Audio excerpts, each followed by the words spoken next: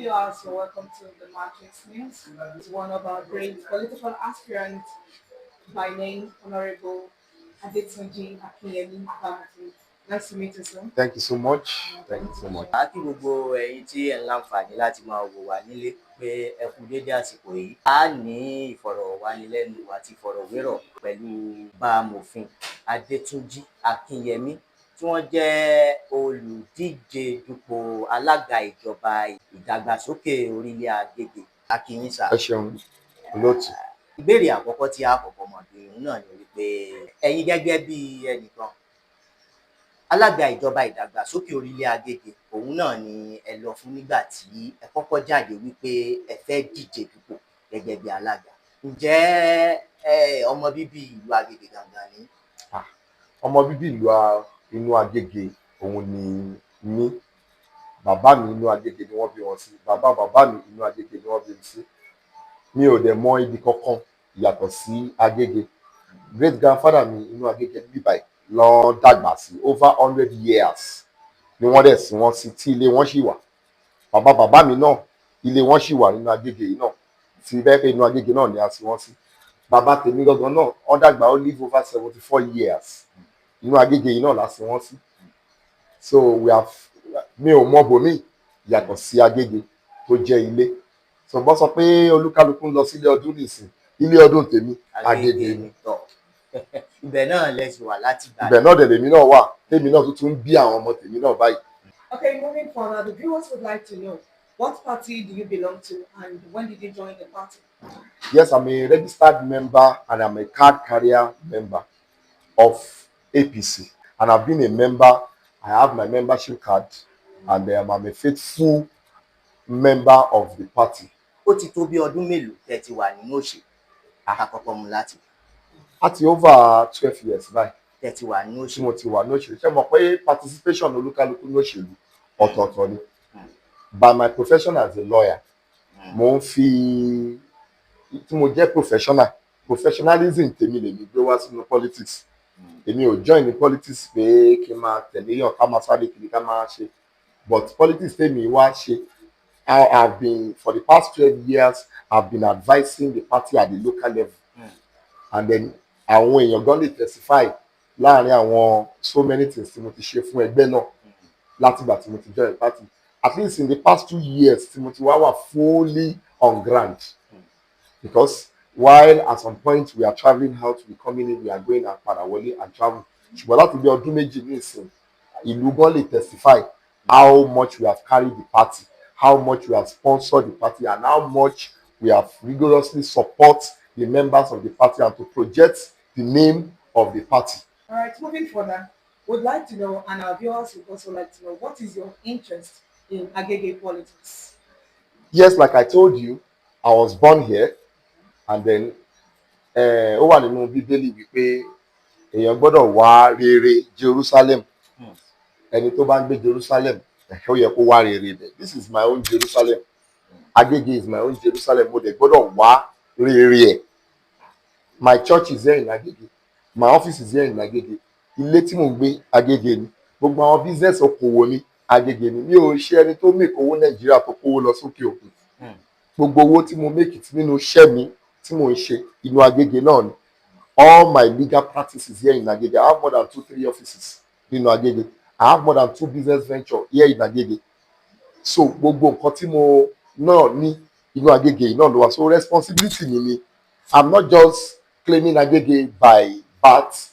I'm also claiming Agege by responsibility. And therefore I must be interested in the politics and affair of Agege. Yes, the current chairmen are doing their best and they have done their best, but it can still be better. So pẹ̀lú gbogbo ọgbọ́n pẹ̀lú gbogbo òye tá à ń rí nílùú òyìnbó tá à ń rí káàkiri, we want to come back home and see how we can improve on what has been done. Ẹgbẹ́ wa ṣe dáadáa, ẹgbẹ́ wa ń ṣe dáadáa. Our party and those who are representing our party are really doing well at the local level. And therefore, we must all join hands together to improve on what they are doing so that the better image of the party can be projected. That's a good one from Honorable Bámòfin. So each and every one of us should also go back to our roots and develop it. Over to you. Nínú ẹgbẹ́ òṣèlú APC tẹ́ wà, kí ni ẹ lè sọ nípa ẹgbẹ́ òṣèlú APC láti bí ọdún 12 tẹ́ ti wà ńbẹ̀? Yes, like I mentioned to you, at the time Buhari will become the president of this country, not only that I campaigned in my professional calling as a lawyer. We organized a platform called Lawyers for Change. That platform, Lawyers for Change, we were campaigning because the vice chairman then was also a lawyer. That's Oshibaju. So in the company of my boss, we campaigned over the southwest, back as at that time. But not only that we campaigned over the southwest, and we thank God. Láti gbárùkù ti ẹni tó jẹ́ ọmọ ẹgbẹ́ títí wa nígbà yẹn. And of course, as even now that Asiwaju has mounted the office, by the grace of God, even before then, I'm also a proud member of BAT Lawyers. BAT Lawyers is an association of lawyers also who have come together also to support Asiwaju, to ensure that professionally we are able to stand for him. And by the grace of God, he's now the president. And right now, at top now, any other thing we see that we need to do to ensure that this government is doing well, we contributed our quota. And as I'm speaking with you, you can see the development. You can see the progress in this economy. You can see the progress in the nation. The rate at which we are moving, the rate at which the party is projecting, is developing the country, is different from the past now. We cannot testify to it. At least the stability. The present president has been able to provide stability in the economy. We can see the drop. Even our debts. The president has cleared it. It shows that he's a visionary leader. He's somebody who has vision. And then because God has blessed him, because of his vast knowledge, he's a father. He knows where the pain. And that is, he's not just an entitled or a sentiment leader. He worked for it.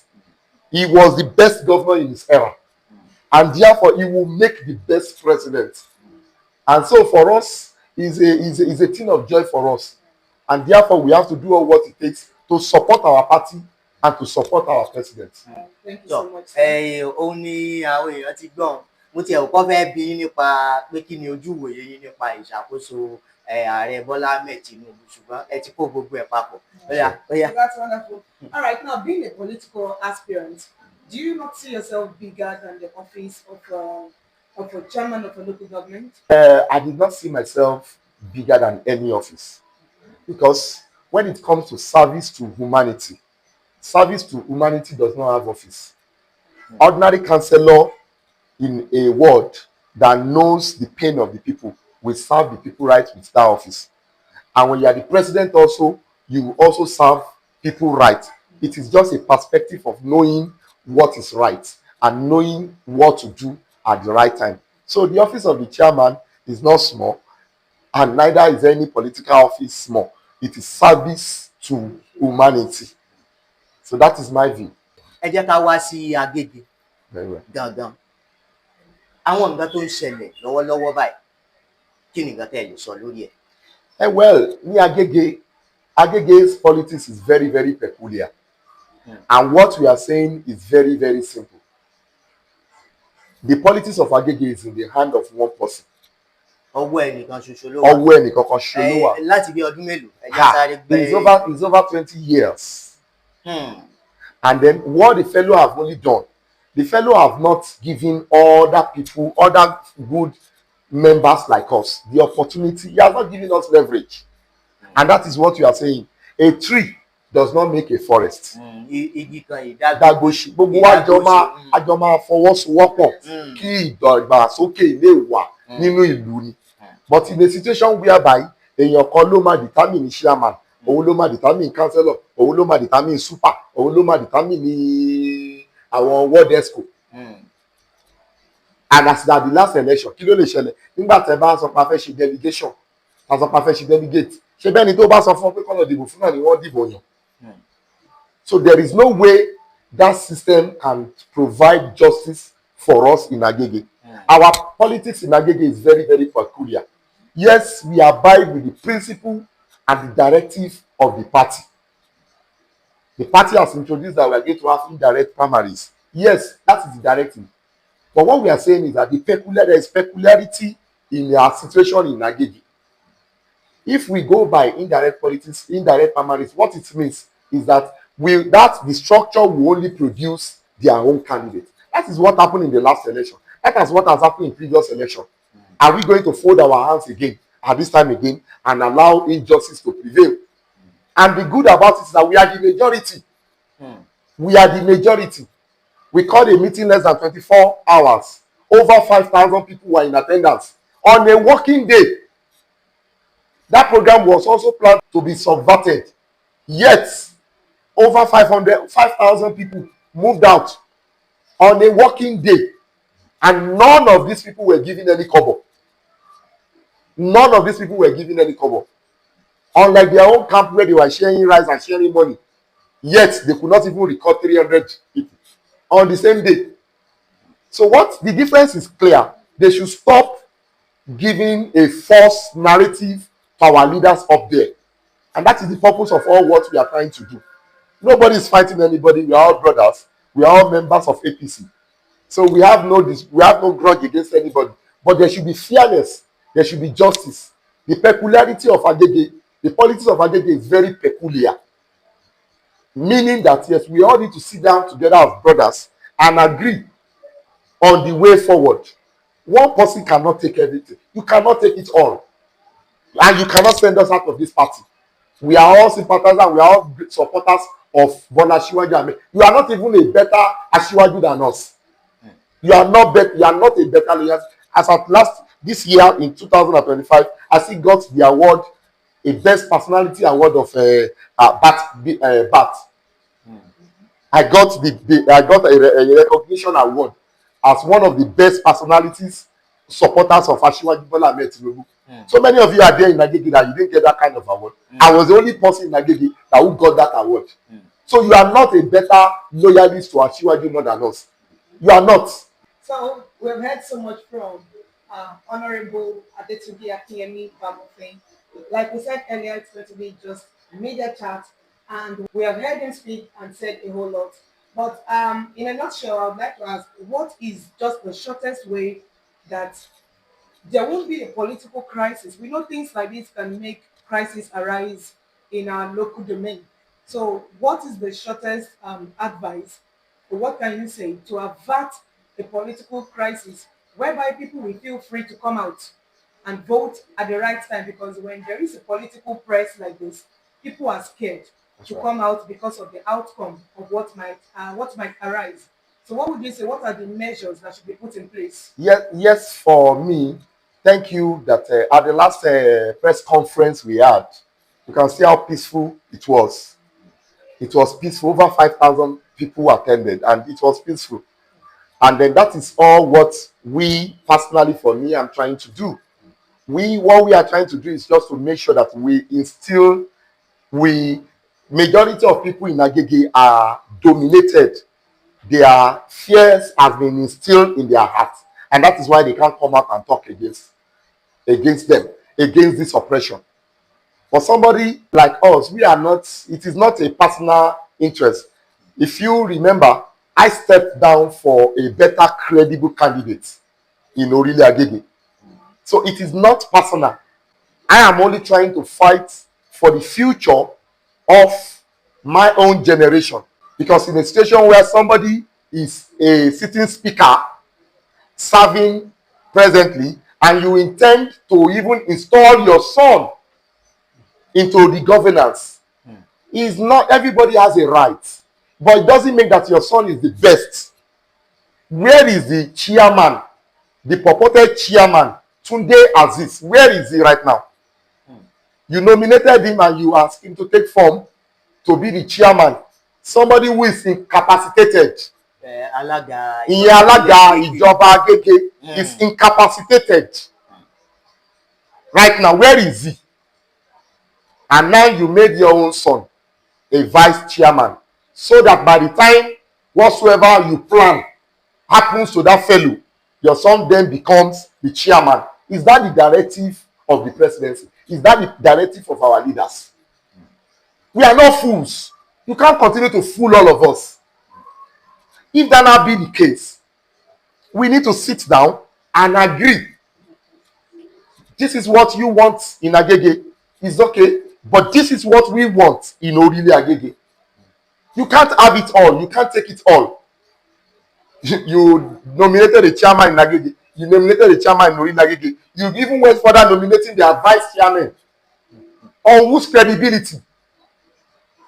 So, looking for a way forward, nobody is fighting anybody. We just need to sit down and agree. This is not even the directive. This is not even the pattern of our leader, Asiwaju Bola Ahmed Tinubu. This is not his pattern. Asiwaju Bola Ahmed Tinubu is somebody we know that have a very good integrity. He has the ears of the people. There has been nowhere that Asiwaju will close ear to the majority. Majority are complaining, and people are deaf, and people are saying, no, we cannot hear them. That is oppression. You cannot suppress us. This time around is not because we are interested in creating any chaos. As you can hear, since Tuesday we had the program. Has there been any problem in Agege? No problem. We all know ourselves. But what we are saying is that you cannot have it all. You are not the only leaders in Agege. We have respected, reputable leaders, especially in Orile-Agege.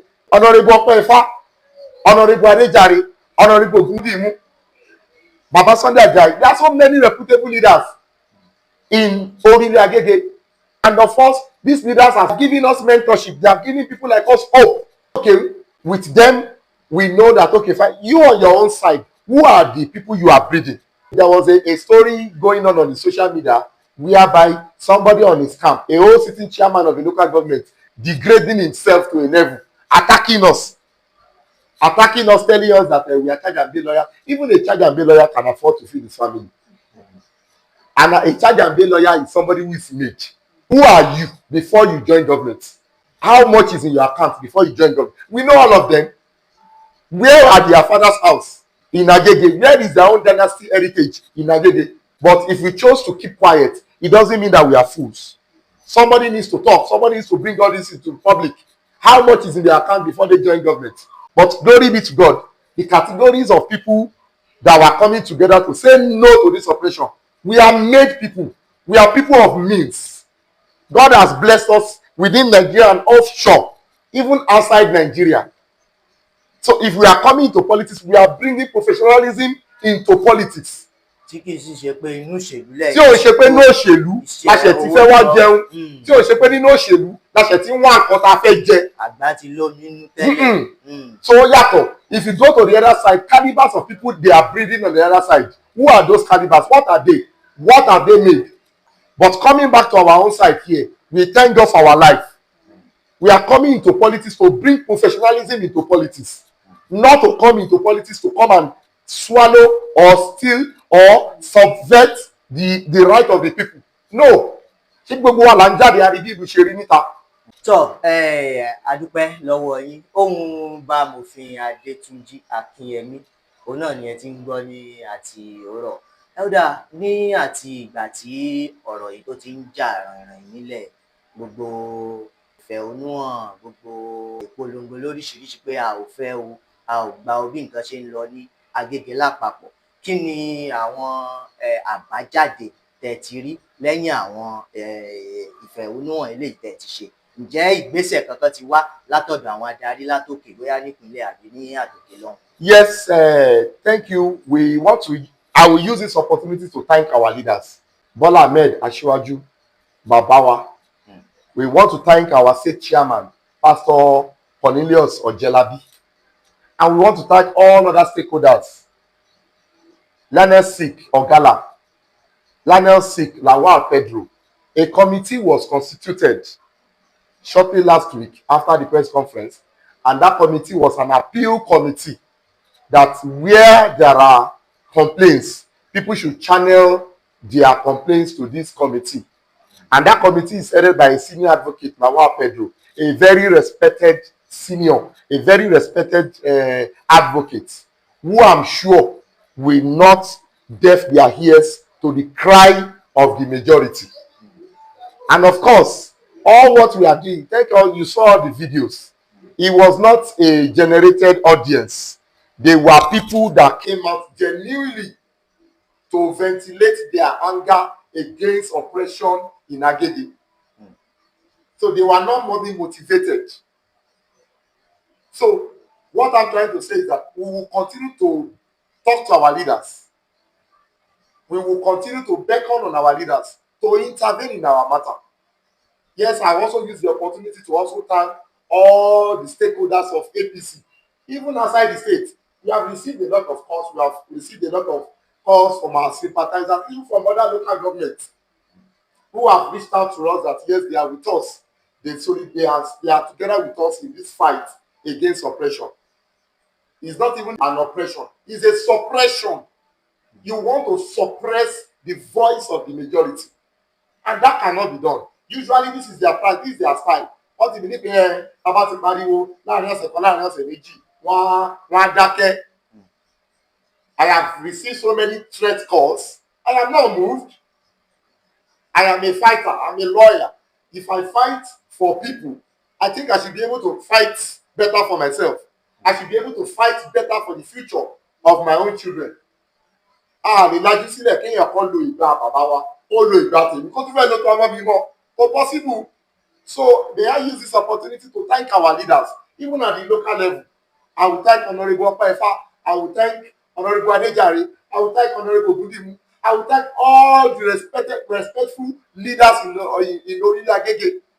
They are doing a lot to sympathize with us, and they are doing a lot to engage the leaders at the state level, at the national. We have escalated this matter to Yusuf Ali. We have escalated matter to Honorable Salvador. These are our state ESCOs at PCC at the state level. And at the national level, James Faleke. They are listening to us. And of course, we know that at the appropriate time, our concerns will be attended to. But this is what I need to also say. We will not keep quiet. We will not be silent. I have been attempted to be corrupted. I have been attempted to be bribed. I refuse to be bribed. It's not about me. It is about the people. And let me say it very, very clear. I am incorruptible. Why I'm incorruptible is simply because I am not in politics to make money. I'm not in politics because I want to make office. This fight is a fight for the masses. This madness must stop. This abuse must stop. This suppression must stop. And this oppression must stop. Agege will be delivered. Thank you so much. Ká tó máa fi eléyìí ṣe ìlọ, kí ni ìgbésẹ̀ tuntun kan? Lẹ́yìn because this is live, I will just say I will máa kó gbogbo ẹ̀ papọ̀.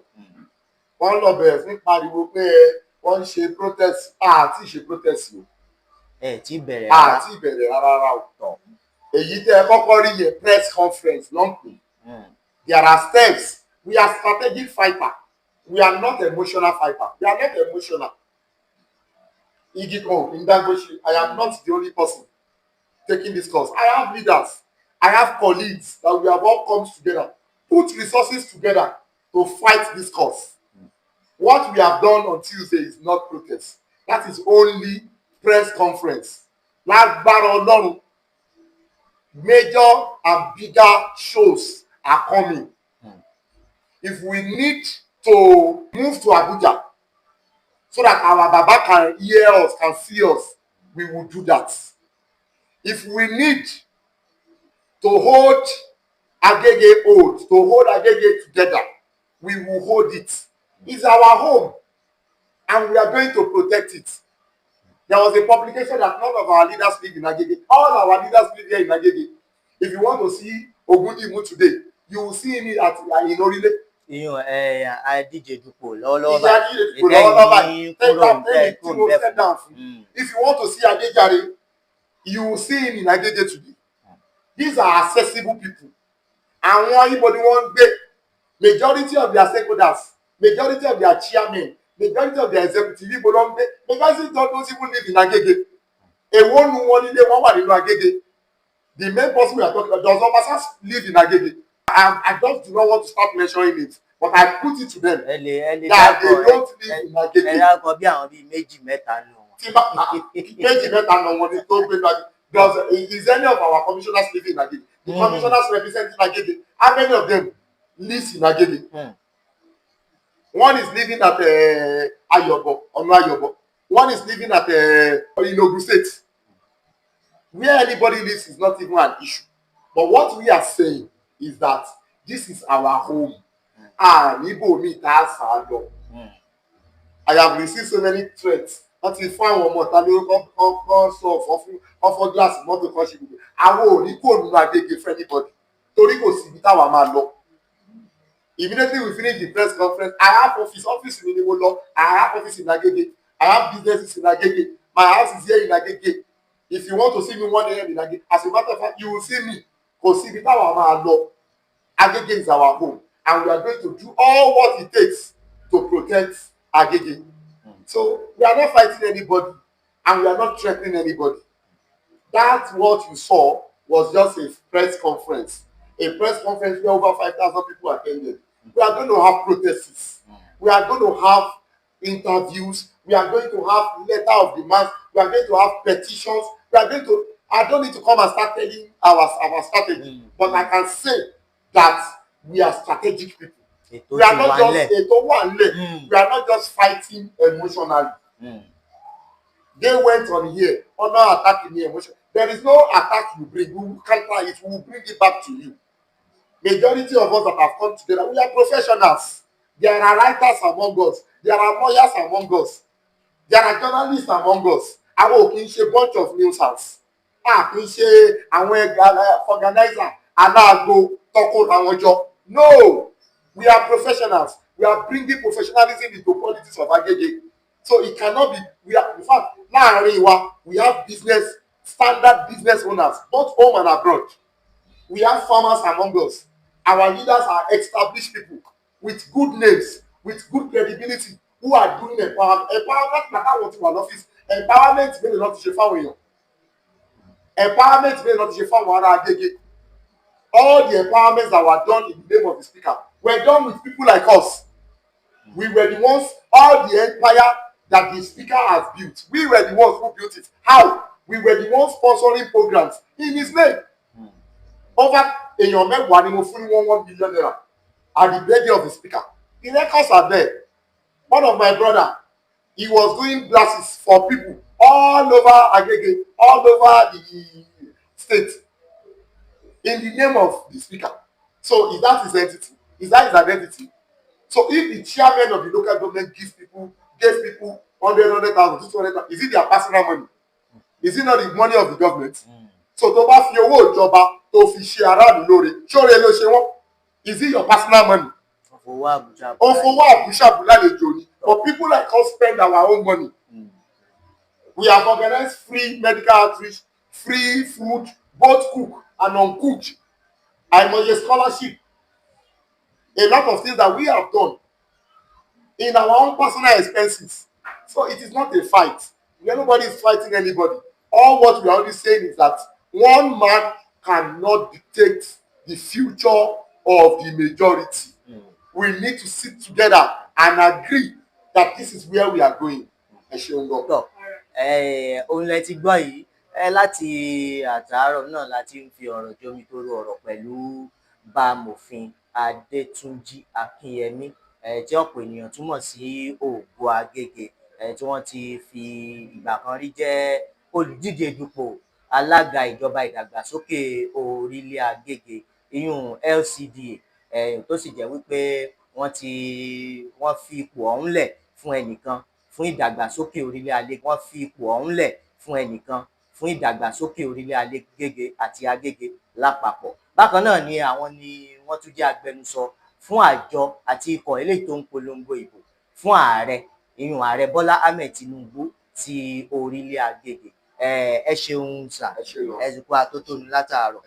Ẹ jẹ́ ká máa fi eléyìí ṣe lọ ní àkókò yìí títí gbà mí tẹ́tù láǹfààní láti máa wò wá káàkiri àgbáláyé náà láti ń kéyìn wípé ẹ ṣeun. Yeah, thank you so much. If you have further questions, please reach out to us at the Marquis.